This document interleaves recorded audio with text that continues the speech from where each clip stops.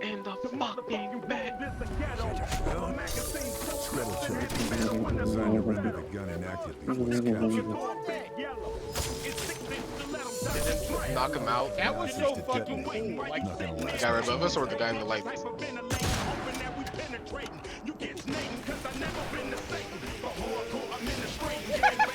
what are you doing? Oh, what the fuck? Run! Oh shit! Oh shit! Oh shit! Oh shit!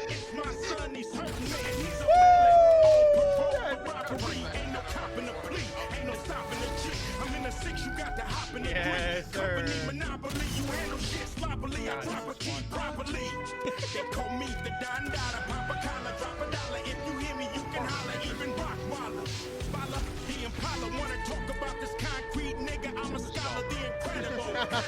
Hello everybody, Rocky Tactics here, and this is one of my first videos like this. This is a review of Sniper Elite 5. This is the 5th game in Rebellion series, Sniper Elite. There are 5 games before this one, and you know, the fatigue is starting to set in for fans of the series. I always like to address the opposition to what I'm going to say in the video first. I could see how this formula could slowly get tired, but I, as a disclaimer for the rest of the video, had a lot of fun with it. I think that Rebellion improved visuals, the sound design was amazing, the animations, most of them are good when they don't bug out. I think that the core gameplay itself has been improved, but there are shortcomings of the game that we will get to later on in the video. So to this point, I have played most of the missions in this game, both in co-op and in single player, and had pretty much a blast doing both.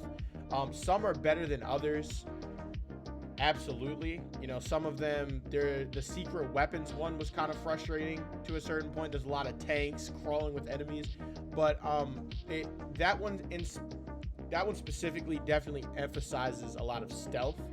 So, I mean, it is a stealth game. It's a game about being a sniper, which it does very well. Some of the criticism that this game has been getting as a stealth experience is the AI. And the AI is horrible. But, you know, one of my favorite game series of all time are the Hitman games. And I'm not saying I don't want to give the developers entirely too much credit, but sometimes the AI being bad kind of adds to the experience. Like, trolling the AI in Hitman is very fun, and this game has that same sense of, I am exponentially more intelligent than my opposition.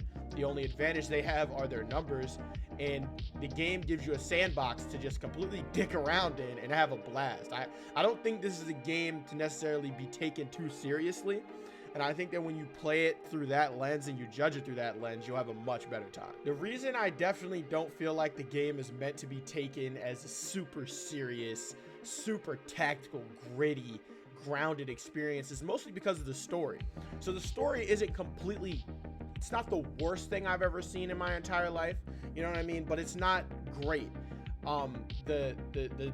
The story paints the Nazis as like cartoonishly evil, right? Like just maniacal laugh evil, just evil for literally no reason other than to give you a reason to want to kill them. You know what I mean? Like, they're hilariously evil, and they're clearly meant to be super cookie cutter villains for you to shoot in the face with your sniper rifle from 1,000 meters out and have fun doing it. I do think that most of the voice acting was insanely lackluster. I think that the only character or characters I would say were super well voiced is the main villain Moeller and Carl Fairburn himself. He sounds super sick, mostly because his voice is used throughout the gameplay. Some Die Hard references here and there, if you guys are into that.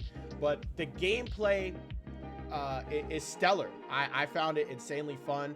I found the stealth combat close up, stabbing people, breaking necks, choking people out, Superman punching them, sniping from super far away. The gunplay is more than serviceable. All of this is kind of sort of amplified in co-op. So co-op, if you didn't take the game seriously single player, right? Because in single player, you are at more of a disadvantage, kind of, sort of, right? Like, you don't want to get caught in a massive, loud gunfight in single player as much. But in co-op, I mean, you and whoever you're playing with could just go buck fucking wild, right?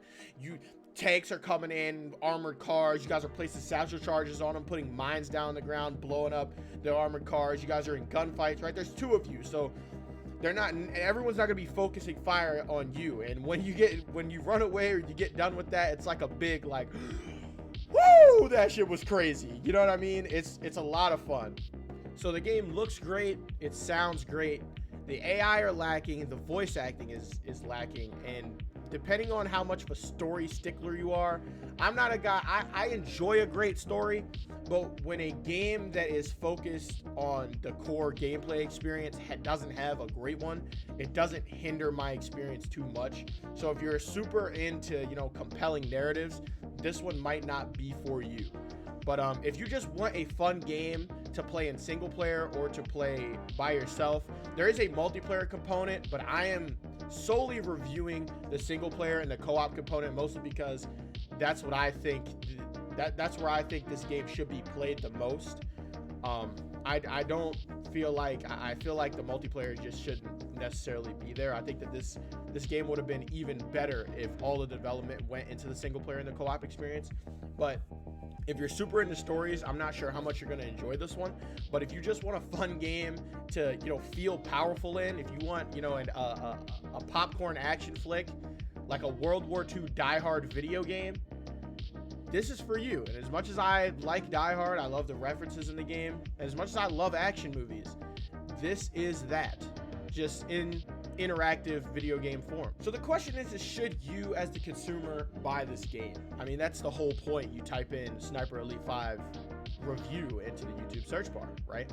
So I think that if you're super into stories and, you know, these well-crafted narratives, this is not going to be for you. If you're a super history buff and you're super touchy about historical accuracy and realism, you know, it's probably not for you.